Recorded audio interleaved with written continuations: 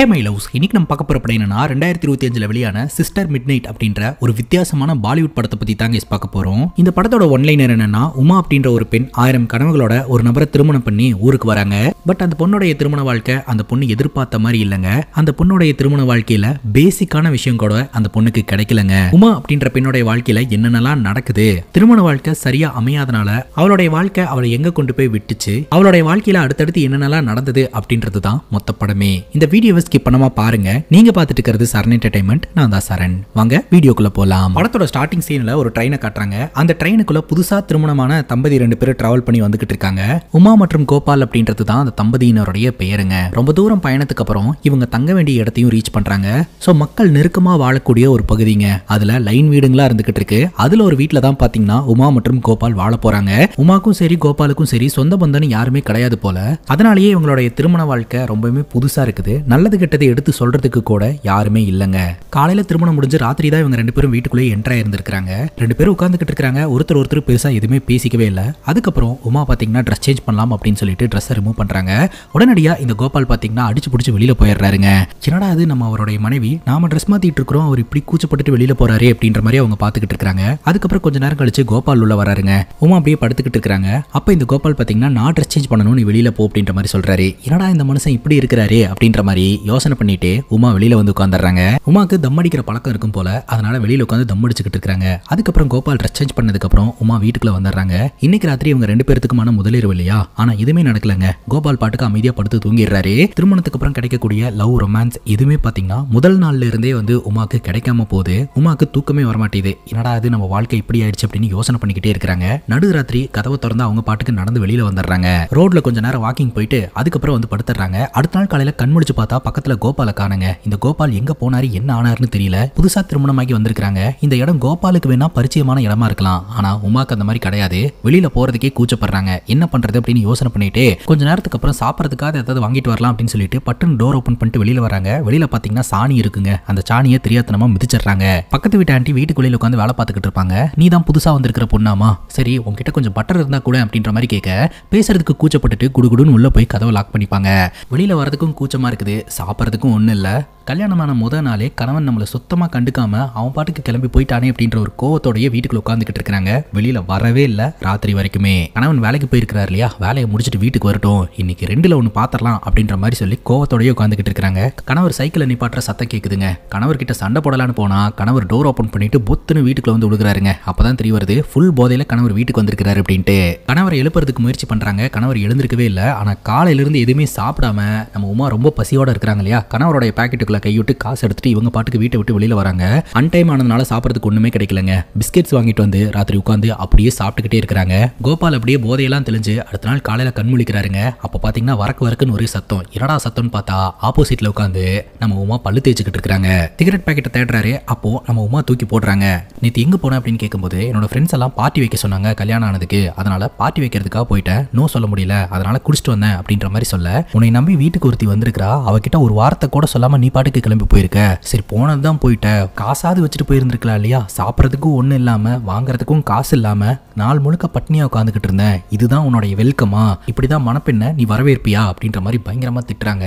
அது மட்டும் இல்லாம நீங்க இருக்கிறதுக்காக அது வேலைக்கு கிளம்பு அப்படின்னு யூனிஃபார்மை தூக்கி போட்டு கிளம்ப சொல்லிடுறாங்க. கோபாலும் பாத்தீங்கன்னா உடனடியாக கிளம்பி வீட்டை விட்டு வெளியில வராருங்க. உமா காசு வச்சுட்டு போங்க அப்படின்னு சைகை காட்ட உடனே ஒரு காசை வச்சுட்டு அந்த இடத்துல இருந்து கிளம்பிடுறாரு. ஒரு சாரி கேட்கல, சமாதானப்படுத்துறதுக்கு முயற்சி பண்ணல, ரொமான்ஸ் பண்றதுக்கு ட்ரை பண்ணல, எதுவுமே அவர் பண்ணவே இல்லைங்க. எல்லாரும் கல்யாணம் பண்றாங்க அப்படின்ற மாதிரி உமாவை இவரும் கல்யாணம் பண்ணி கூட்டிட்டு வந்திருப்பாரு போல. சோ இவங்க 2 பேருக்குள்ள முதல் நாள்ல இருந்தே பாத்தீங்கன்னா எதுவுமே இல்லாத மாதிரி தான் இருக்குது. கோபால் வேலைக்கு போனதுக்கு அப்புறம் நம்ம உமா பாத்தீங்கன்னா வீட்டுக்கு வெளியிலேயே உட்காந்துக்கிட்டு இருக்காங்க. அவங்க கைகள்ல பாத்தீங்கன்னா ஏகப்பட்ட வளையல் இருக்கும். அவங்க ஊர் வழக்கப்படி திருமணமான கொஞ்ச நாள் பாத்தீங்கன்னா அவங்க கைகள்ல வளையல் போடணும் அப்படின்ற ரூல்ஸ் இருக்கு போலங்க. அந்த வளையல் சத்தத்தை கேட்டுக்கிட்டே ஒரு மாதிரி உட்காந்துக்கிட்டு இருக்காங்க. அந்த ஏரியால இருக்கக்கூடிய எல்லோருமே நம்ம உமாவை விசித்திரமாவே பாத்துக்கிட்டு இருக்காங்க. அதுக்கப்புறம் கோபால் பணம் வச்சுட்டு போனார் இல்லையா, அந்த பணத்தை எடுத்துட்டு போயிட்டு காய்கறி மாவு இதெல்லாத்தையும் வாங்கிட்டு வராங்க. நம்மளே சமைச்சு சாப்பிடலாம் அப்படின்ட்டு அந்த காய்கறி எல்லாம் கொண்டாந்து வச்சதுக்கு அப்புறம் தான் தெரிய வருது அறுக்கிறதுக்கு கத்தி இல்லை அப்படின்னு சொல்லிட்டு. உடனே உமா வீட்டை விட்டு வெளியில வந்து இந்த பக்கத்து வீட்டு ஆண்டி கிட்ட என்கிட்ட பட்டர் இருக்குது நான் தரேன், எனக்கு கத்தி தருவீங்களா அப்படின்ற மாதிரி கேட்க, கத்தினா ஆளை வெட்டுற மாதிரியா இல்ல காய வெட்டுற மாதிரியா அப்படின்னு அப்படின்னு கேட்க காய வெட்டுற மாதிரி அப்படின்னு சொல்ல அந்த ஆண்டியும் பாத்தீங்கன்னா கத்தி எடுத்து தராங்க. அந்த கத்தி எடுத்துட்டு போயிட்டு உமா காய்கறிகளை வெட்ட ஆரம்பிக்கிறாங்க.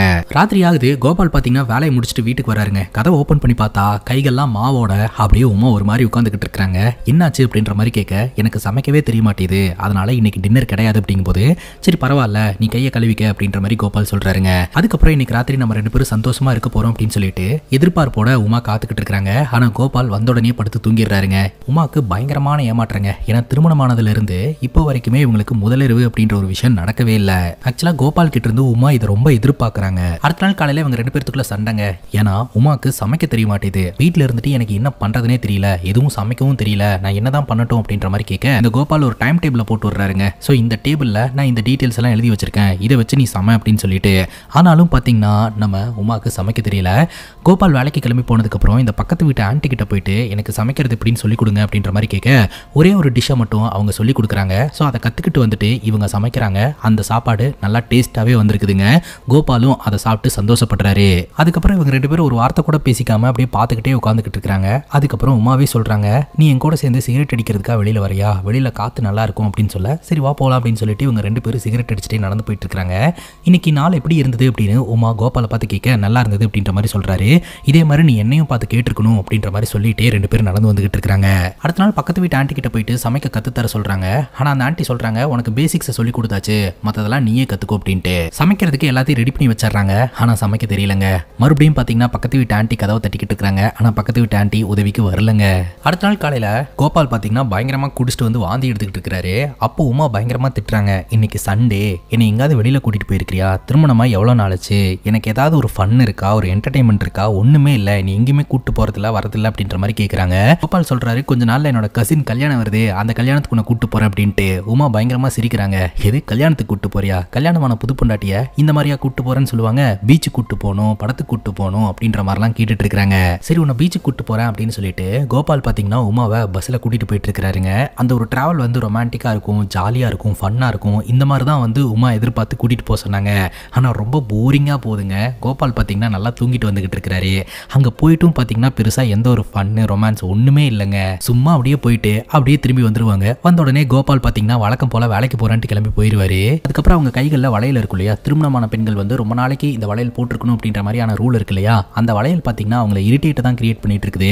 அதனால பக்கத்தில் இருக்கக்கூடிய கடையில் போய் இந்த வளையலை உடைச்சிருங்க அப்படின்ற மாதிரி சொல்ல, அப்படிலாம் உடைக்க கூடாதுமா அப்படிங்கும்போது எனக்கு பிடிக்கல உடைச்சிருங்க அப்படின்ற மாதிரி சொல்லி அந்த வளையலெல்லாம் உடைச்சிடுறாங்க. கசினோட கல்யாண நிகழ்ச்சியில கலந்துக்கிறாங்க. ராத்திரி வந்து படுக்கிறாங்க. ராத்திரி தூங்கும்போது இவங்களுக்குள்ள ஏதாவது ஒன்று நடக்கும் அப்படின்னு சொல்லிட்டு உமா ரொம்பவே எதிர்பார்க்கறாங்க. ஆனா ஒரு பாட்டுக்கு படுத்து தூங்கிட்டு இருப்பாரு. கடுப்பான உமா எழுந்திருச்சு வீட்டை விட்டு வெளியில வந்துருவாங்க.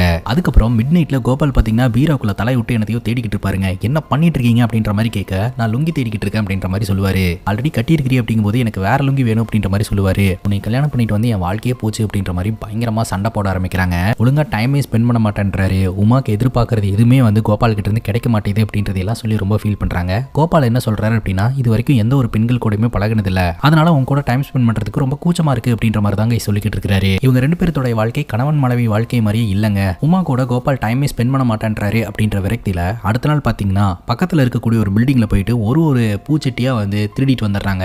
வீட்டுல அந்த செடிங்களுக்கு நடுவுல உட்காந்து தம்மடிச்சுக்கிட்டு இருப்பாங்க. அந்த செடிங்க தான் கூட டைம் ஸ்பெண்ட் பண்ற மாதிரி நினைச்சுப்பாங்க. நாளுக்கு நாள் பாத்தீங்கன்னா அவங்களுக்குள்ள ரிலேஷன்ஷிப் எதுவுமே இல்லாதனால டிப்ரெஷனுக்குள்ள போக ஆரம்பிக்கிறாங்க. காலையில இருந்து ராத்திரி வரைக்கும் வீட்டுல தனியாவே உட்காந்துக்கிட்டு இருப்பாங்க.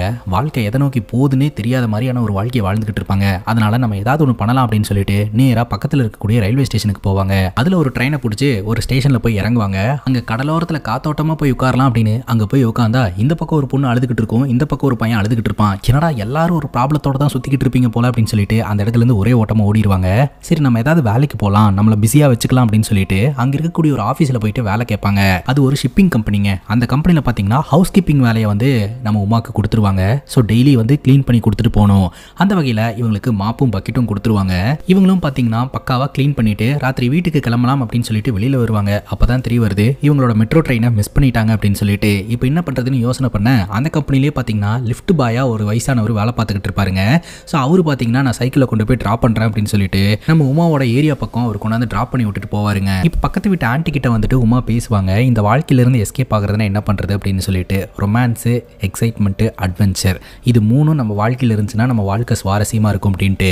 அப்போ நம்ம உமா சொல்லுவாங்க ஆல்ரெடி நான் தூக்கி போட்ட டஸ்ட்பின் மாதிரி இருந்துகிட்டு இருக்கேன், என்னை சுத்தமாக அவன் கண்டுக்கவே மாட்டான்றான், அவன்கிட்ட போய் இது எப்படி எதிர்பார்க்க முடியும் அப்படின்ற மாதிரி ஃபீல் பண்ணிக்கிட்டு இருக்காங்க. அப்புறம் வழக்கம் போல கோபால் வேலைக்கு கிளம்பி போயிடுவாரு. கோபால் போனதுக்கப்புறம் இவங்களும் கிளம்பி அந்த ஒரு ஆஃபீஸில் போயிட்டு ஹவுஸ் கீப்பிங் வேலை பார்த்துட்டு வருவாங்க.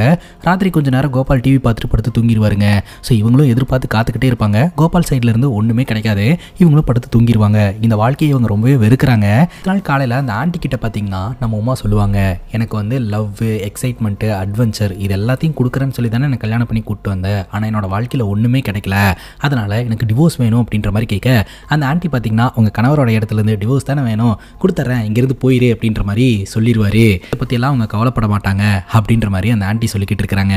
அடுத்த நாள் பார்த்தீங்கன்னா வழக்கம் போல இவங்க அந்த ஹவுஸ் கீப்பிங் வேலையை முடிச்சுட்டு ரோட்ல நடந்து வந்துகிட்டு இருக்கும்போது அங்கே திருநங்கைங்கெல்லாம் நின்றுட்டு இருப்பாங்க. நம்ம உமாவை பார்த்துட்டு நீ என்ன இவ்வளோ ஒயிட்டாக இருக்க, நீ என்ன க்ரீம் யூஸ் பண்ணுற அப்படின்ற மாதிரி கேட்பாங்க. ஆனால் இவங்க எதுவுமே பேசாமல் வீட்டுக்கு வந்துருவாங்க. அதுக்கப்புறம் வழக்கம் போல் உமா பக்கத்து வீட்டு ஆண்டி கிட்ட போய் புலம்பிக்கிட்டு இருக்க. பக்கத்து வீட்டு ஆண்டி சொல்கிறாங்க, உன்னோட வாழ்க்கையாவது இப்படி இருக்கு, என்னோட வாழ்க்கையை பாரு, என் புருஷன் என்னை கல்யாணம் பண்ணி இங்கே கூட்டிகிட்டு வந்து விட்டுட்டு எங்கேயோ ஓடி போயிட்டான், எங்கே போனானே தெரியல அப்படின்ற மாதிரி அவங்க புலம்பிக்கிட்டு இருப்பாங்க. அதுக்கப்புறம் ஹவுஸ் கீப்பிங் வேலை செய்யறதுக்காக போவாங்க.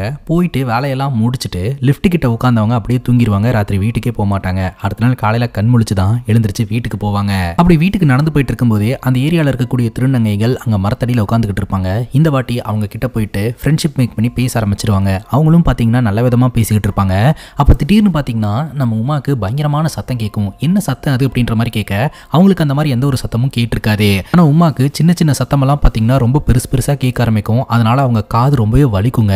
நமக்கு என்ன புரியுது அப்படின்னு பார்த்தீங்கன்னா இவங்களோட திருமண வாழ்க்கை ரொம்ப மோசமானதுனால டிப்ரெஷன் காரணமாக இவங்களுக்கு வேற ஏதாவது ஹெல்த் ப்ராப்ளம்ஸ் எல்லாம் வர ஆரம்பிக்குதோ அப்படின்ற மாதிரி நமக்கு தெரியுதுங்க. அதுக்கப்புறம் இவங்க வீட்டில் போய் படுத்துறாங்க. வெளியில் போகக்கூடிய பஸ் சத்தம், வண்டி சத்தம், கத்துறவங்களுடைய சத்தம் அப்படின்னு சொல்லிட்டு எல்லா சத்தமும் வந்து உமாக்கு கிளியராக கேட்க ஆரம்பிக்குதுங்க. அந்த சத்தம் இவங்கள ரொம்பவே டிஸ்டர்ப் பண்ணுது.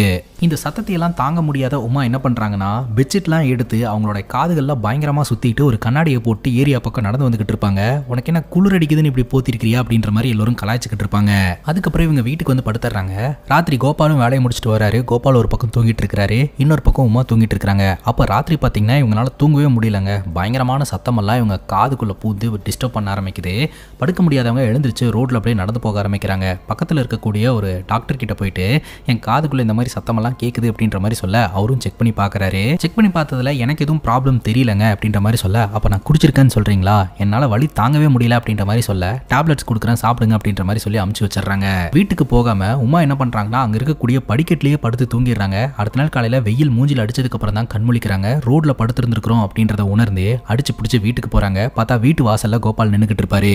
அதை பார்த்து ஷாக் ஆன உமா பார்த்தீங்கன்னா நான் அப்படியே நடந்து போயிட்டு வந்தேன் அப்படின்ற மாதிரி சொல்லிட்டு வீட்டுக்குள்ள போயிடுவாங்க. உமா எதுவுமே சாப்பிட்றது இல்லை அப்படின்ற விஷயம் கோபாலுக்கு தெரிய வந்திருக்கு. கோபால் பார்த்தீங்கன்னா சாப்பாடு கொண்டாந்து கொடுத்து சாப்பிடு அப்படின்ற மாதிரி சொல்ல எனக்கு பசிக்கவே இல்லை அப்படின்ற மாதிரி சொல்றாங்க. ரீசெண்ட் டேஸ்ல நீ எதுவுமே சாப்பிட மாட்டேன்ற, உனக்கு என்னதான் ஆச்சு சாப்பிடு அப்படின்ற மாதிரி சொல்ல எனக்கு வேணாம் அப்படின்னு சொல்றாங்க. சரி வெளியில காத்து நல்லா இருக்கு, தம் போட்டு வரலாம் அப்படின்ற மாதிரி சொல்ல சரின்னு கேட்டுட்டு இவங்க ரெண்டு பேரும் அப்படியே வெளியில வராங்க. அதுக்கப்புறம் காத்தாட ரெண்டு பேரும் நடந்து போயிட்டு வீட்டுக்கு வந்துருவாங்க. அடுத்த நாள் பார்த்தீங்கன்னா வழக்கம் போல இவங்க போய் வேலை செஞ்சுக்கிட்டு இருப்பாங்க. அப்படி வேலை செஞ்சுக்கிட்டு இருக்கும்போது பட்டுன்னு மயக்கம் போட்டு கீழே விழுந்துருவாங்க. விழுந்தவங்க கொஞ்ச நேரத்திலேயே கண் முழிச்சிருவாங்க. சரி வேலையெல்லாம் முடிச்சுட்டு வீட்டுக்கு கிளம்பலாம் அப்படின்னு சொல்லிட்டு லிஃப்ட்ல கீழே இறங்கி வரும்போது அவங்க காதுகளில் கேட்கக்கூடிய சத்தம் என்னது அப்படின்றத கூர்மையாக கவனிச்சுக்கிட்டே வந்துகிட்டு இருப்பாங்க. நம்ம உமாவுடைய காதுகளில் மட்டும் வித்தியாசமான சத்தங்கள்லாம் பயங்கரமாக கேட்டுக்கிட்டே இருக்குங்க. அதுக்கப்புறம் இவங்க வீட்டுக்கு போகலாம் அப்படின்னு சொல்லிட்டு ஏரியா பக்கம் நடந்து வந்துகிட்டு இருப்பாங்க. பார்த்தா ஆப்போசிட்ல ஒரு குட்டி ஆடு ஒன்று நின்று கத்தும். அதை பார்த்ததும் கடுப்பான இவங்க என்ன பண்றாங்கன்னா அந்த ஆட்டோடைய கழுத்தை அப்படியே ஒரு கட்டி கட்டிச்சு சாவடிச்சிருவாங்க. கொஞ்ச நேரத்துக்கு அப்புறம் தான் இவங்க ரியலைஸ் பண்றாங்க ஒரு ஆட்டை தெரியாதனமா கொன்னுட்டோம் அப்படின்னு சொல்லிட்டு. அந்த குட்டி ஆடு சத்தம் போட்டது வந்து இவங்க காதுல ரொம்ப பயங்கரமா கேட்டிருந்திருக்குது. ஸோ அந்த சத்தம் வந்து இவங்களை ரொம்ப டிஸ்டர்ப் பண்ணதுனால அந்த ஆட்டை போட்டு தள்ளிட்டாங்க. அங்க இருக்கக்கூடிய குப்பை டம்ப்ல அப்படியே கொண்டு போய் டம்ப் பண்ணிடுறாங்க. அதுக்கப்புறம் பைத்தியக்காரி மாதிரி வீட்டுக்கு வராங்க. வந்து பார்க்கும்போது அவங்க கணவர் அப்படியே ஒரு மாதிரி உட்காந்துக்கிட்டு இருக்கிறாரு. கணவருக்கு ஒரு முத்தத்தை கொடுத்துட்டு அப்படியே படுத்து தூங்கிடுறாங்க. அடுத்த நாள் காலையில நேற்று ராத்திரி அந்த ஆட்டை கொலை பண்ணாங்க இல்லையா, ஸோ அந்த இடத்த போய் அப்படியே பார்த்துட்டே ரொம்ப ஃபீல் பண்ணிட்டு இருக்காங்க. என்னடா நமக்கு இப்படி நடந்துட்டு இருக்குது அப்படின்ற மாதிரி யோசனை பண்ணிக்கிட்டு இருக்காங்க. அதுக்கப்புறம் வீட்டில் வந்து ரொம்ப சோகமா படுத்துக்கிட்டு இருப்பாங்க. கோபால் சாப்பிட்டுக்கிட்டு இருப்பாரு. நீ சாப்பிடவே மாட்டேன்ற, ஒரு டாக்டர் போய் பார்க்கலாமா அப்படின்ற மாதிரி கேட்க சாப்பாடு வச்சுட்டு போ அப்படின்ற மாதிரி சொல்லிடுவாங்க. அவர் சாப்பிட்டுட்டு அப்படியே வச்சுட்டு வெளியில போயிடுவாரு. அதுக்கப்புறம் அந்த சாப்பாட்டை பார்த்தீங்கன்னா இவங்க போய் சாப்பிடுவாங்க. சாப்பிட்டதை அப்படியே வாந்தி எடுத்துருவாங்க. கொஞ்சம் கொஞ்சமா உமாக்கு ஹெல்த் இஷ்யூஸ் வர ஆரம்பிக்குது அப்படின்றது நமக்கு தெரியுதுங்க. அதுக்கப்புறம் இவங்க வீட்டுக்கு வெளியில வந்து உட்காந்துக்கிட்டு இருப்பாங்க. சின்ன சின்ன சத்தம் எல்லாம் பார்த்தீங்கன்னா இவங்களுக்கு ரொம்ப பெருசா கேட்க ஆரம்பிக்குங்க. அது இவங்களை பயங்கரமா டிஸ்டர்ப் பண்ணும். அதனால எதெல்லாம் அவங்கள சுத்தி சத்தம் போடுதோ அது எல்லாத்தையுமே பார்த்தீங்கன்னா துரத்தி துரத்தி கொள்றாங்க. குறிப்பா இந்த காக்கா, குருவி, புறா, கோழி அப்படின்னு சொல்லிட்டு எதுங்க இவங்களுக்கு சத்தம் கொடுத்தாலும் அதுங்களையெல்லாம் கொலை பண்ணி அதை பார்த்தீங்கன்னா ஒரு காட்டன் கிளாத்தில் வந்து ரேப் பண்ணி கொண்டாந்து வீட்டில் கட்டல் கடியில் அப்படியே மூடி வச்சிருவாங்க. நமக்கு தெரிஞ்சு இந்த உமா சைக்கோவே ஆயிடுவாங்க போல. அப்படியே நாட்கள் நகர ஆரம்பிக்குதுங்க. தொடர்ந்து உமா பண்ணுறதை பண்ணிக்கிட்டே இருக்கிறாங்க. கோபால் வேலைக்கு போவார், வருவார், தூங்குவார். இப்படியே இவங்களோட வாழ்க்கை போயிட்டு இருக்குதுங்க. அடுத்த நாள் காலையில் உமா நல்லா தூங்கிட்டு இருப்பாங்க. அப்போ இந்த கோபால் பார்த்தீங்கன்னா உமாவை எழுப்புவார். இந்த மாதிரி நம்ம வீட்டுக்குள்ளே பயங்கரமாக ஸ்மெல்லு வந்துக்கிட்டு இருக்குது, என்ன ஸ்மெல் அது அப்படின்னு சொல்லிட்டு. அந்த ஸ்மெல்லுக்கு காரணம் என்னன்னு நமக்கு தெரியும். ஏன்னா இவங்களை சுற்றி இருக்கக்கூடிய காக்கா குருவிங்களையெல்லாம் கொலை பண்ணி இவங்க தான் ஒரு பாக்ஸில் போட்டு கடல் கலியிலே வச்சிருக்காங்களே, அதுதான் வீடு முழுக்க நாத்தத்தை கிளப்பிக்கிட்டு இருக்குது. ஆனால் உமா என்ன சொல்கிறாங்கன்னா, அது இங்கே மட்டும் இல்லை, இந்த ஏரியா முழுக்க நாத்தடிக்குது அப்படின்ற மாதிரி சொல்லிடுறாங்க. அதுக்கப்புறம் கோபால் கிளம்பி போயிடுறாரு. வீட்லேயே படுத்துக்கிட்டு இருக்கிறாங்க உமா. திடீர்னு ஏதோ ஒரு சத்தம் கேட்குது. என்னடான்னு பார்த்தா இவங்க கொலை பண்ணி பெட்டு கடியில் ஒளிச்சு வச்சிருந்தாங்க இல்லையா, அந்த பறவைகளோட டெட் பாடிஸ், அது எல்லாமே பார்த்தீங்கன்னா உயிர் வந்து பறக்கிற மாதிரி நம்ம உமாக்கு இமேஜினேஷன்ல தெரியுதுங்க. ஆக மொத்தம் உமாக்கு ஹாலுசினேஷனும் உருவாயிடுச்சு அப்படின்னு இதுல இருந்து தெரியுது. அதுக்கப்புறம் எல்லாத்தையுமே தூக்கிட்டு போய் குப்பத்தொட்டியில போட்டு வந்துருவாங்க. அதுக்கப்புறம் இவங்க 2 பேரும் இன்னைக்கு பேசலாம் அப்படின்னு சொல்லி முடிவெடுக்கிறாங்க. அப்போ உமா பார்த்தீங்கன்னா தன்னுடைய கணவரான கோபால் கிட்ட விஷயத்த சொல்றாங்க. எனக்கு இப்போ விசித்திரமான சத்தமெல்லாம் கேட்க ஆரம்பிக்குது. அந்த சத்தத்தை எல்லாம் என்னால் தாங்கிக்கவே முடியல. இதுக்கெல்லாம் காரணம் என்னன்னு எனக்கு தெரியும். நம்ம 2 பேரும் ஒன்னா இருக்கிறதுனால தான்.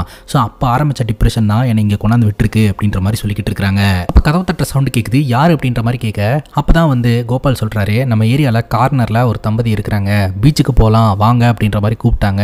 நான் சாரி அப்படின்னு சொல்லியிருந்தேன் அப்படின்ற மாதிரி சொல்ல, நம்ம போகலாம் அப்படின்ற மாதிரி சொல்லிட்டு அவங்க கூட சேர்ந்து இவங்க பீச்சுக்கு போறாங்க. அவங்க 2 பேரும் டைம் ஸ்பெண்ட் பண்ணிட்டு இருப்பாங்க. அதை இவங்க 2 பேரும் பார்த்துக்கிட்டே உட்காந்துக்கிட்டு இருப்பாங்க. அதுக்கப்புறம் உமா பார்த்தீங்கன்னா நம்ம 2 பேரும் போகலாம் அப்படின்ற மாதிரி சொல்லிட்டு அந்த இடத்துல இருந்து இவங்க 2 பேரும் தனியாக வந்துருவாங்க. அப்போ உமா வந்து சொல்லுவாங்க, நம்ம நார்மலான கப்பல் மாதிரி இருக்கிறதே கிடையாது. ஸோ நம்ம நார்மலான கப்பலாக இருந்தால் தான் நமக்குள்ள எந்த பிரச்சனையும் வராது, எல்லாம் நல்லா இருக்கும் அப்படின்ற மாதிரி சொல்ல, அதுக்கு கோபால் சொல்றாரு, ஆமா நம்ம 2 பேரும் நார்மல் கிடையாது அப்படின்ட்டு.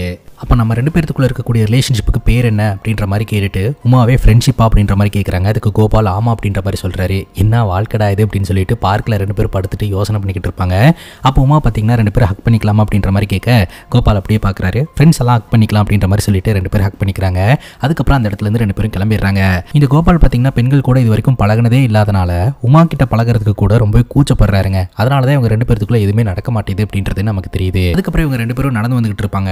ட்ரெயின் கிட்ட வந்த உடனே அங்க ப்ளூ கலர்ல பாத்தீங்கன்னா காட்டன் கேண்டி வித்துக்கிட்டு இருப்பாங்க. இந்த மாதிரி ஒரு காட்டன் கேண்டி நான் பார்த்ததே இல்லை, எனக்கு வாங்கி தரையா அப்படின்ற மாதிரி கேட்க, நான் வாங்கி தரேன், நீ போய் ட்ரெயின்ல உட்காந்துட்டு அப்படின்னு சொல்ல, இவர் காட்டன் கேண்டியை வாங்கிட்டு வரதுக்குள்ள ட்ரெயின் கிளம்பிருங்க. அதுக்கப்புறம் அடிச்சு புடிச்சு ரொம்ப வேகமா இவங்க இறங்க வேண்டிய ஸ்டேஷனுக்கு வருவாரு.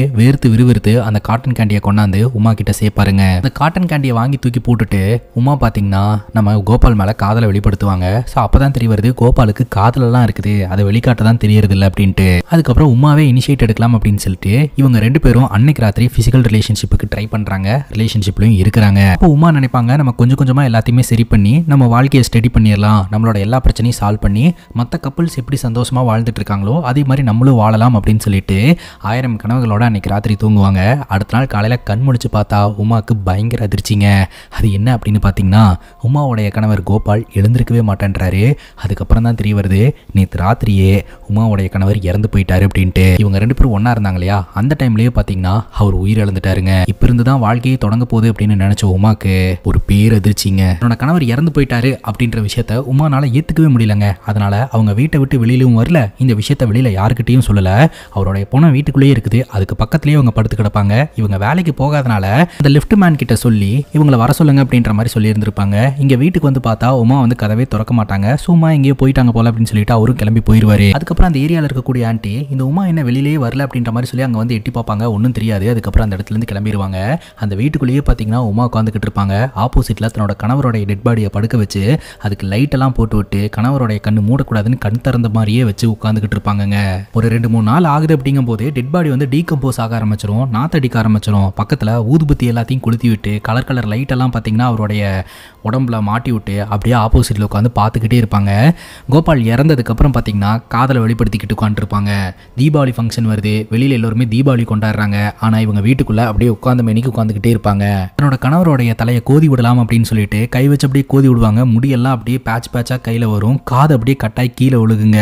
அதுக்கப்புறம் உமாக்கு பயங்கர ஹாலுசினேஷன் உருவாகுங்க. இவங்க வீட்டுக்குள்ள நிறைய ஆடுங்க வந்து கத்துற மாதிரி சத்தம் கேட்கும். அந்த சத்தத்தை இவங்களால ஏத்துக்கவே முடியாது. அதனால அந்த ஆடுங்களை எல்லாம் பயங்கரமா மிரட்டுவாங்க. அந்த சத்தம் அக்கம் பக்கத்தினர்களுக்கெல்லாம் வந்து டிஸ்டர்பன்ஸை கிரியேட் பண்ணும். இன்னும் இந்த பொண்ணு இப்படி கத்திக்கிட்டு இருக்கான்னு சொல்லிட்டு சொல்லிட்டு எல்லோருமே வந்து பார்ப்பாங்க. ஹாலுசினேஷன்ல அவங்க கண்களுக்கு தெரியுற ஆடுங்களை எல்லாம் கொண்டு போய் காட்டுக்குள்ள விட்டுட்டு வந்துடலாம் அப்படின்னு சொல்லிட்டு ராத்திரி இவங்க வீட்டை விட்டு வெளியில வந்து அந்த ஆடுங்களை எல்லாம் கூட்டிட்டு போவாங்க.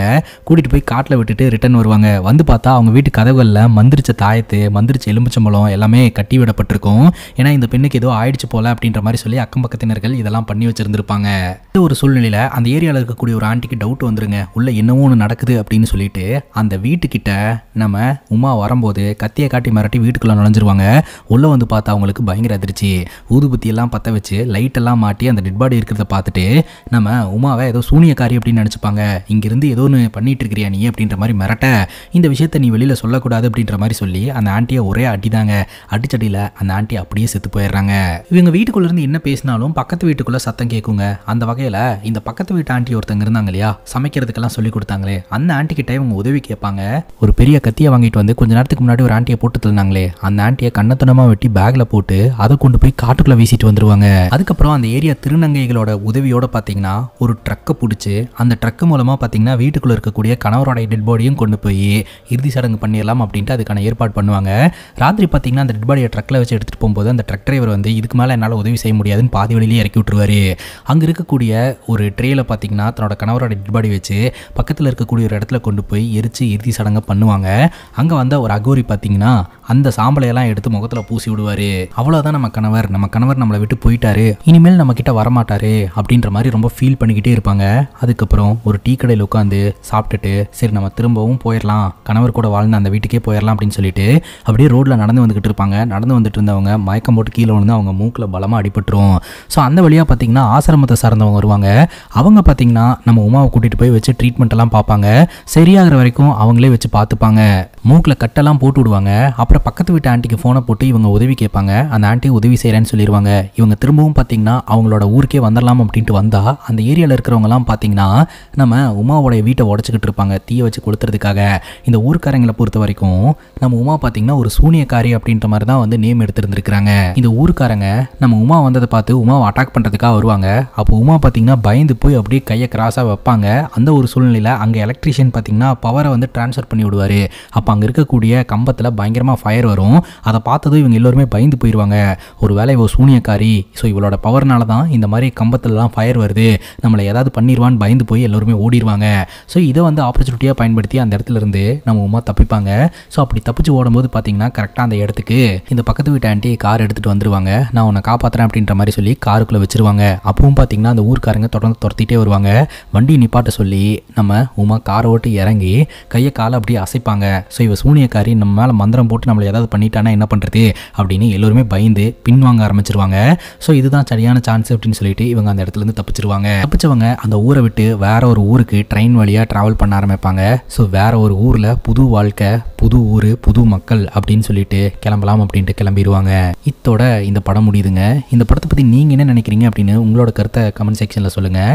நான் என்ன நினைக்கிறேன் அப்படின்னா, நாம் ஒரு சமையல் அப்படின்னு எடுத்துக்கிட்டோம்னா அதில் உப்பு காரம் எல்லாமே கரெக்டாக இருந்தால் மட்டும்தான் அந்த சாப்பாடு டேஸ்ட்டாக இருக்கும். அதே மாதிரி தான் ரிலேஷன்ஷிப்லேயும். ஸோ லவ், அட்வென்ச்சர், எக்ஸைட்மெண்ட்டு எல்லாமே பார்த்திங்கன்னா இருக்கணும். அது இருந்தால் மட்டும்தான் அந்த ரிலேஷன்ஷிப் கரெக்டாக இருக்கும். அப்படி இல்லைனா இந்த மாதிரி ஹெல்த் இஷ்யூஸை லீட் பண்ணி வேறு மாதிரி ஒரு பிரச்சனையில் கொண்டு போகிறதுக்கு கூட வாய்ப்பு இருக்குது அப்படின்னு நான் புரிஞ்சுக்கிறேன்.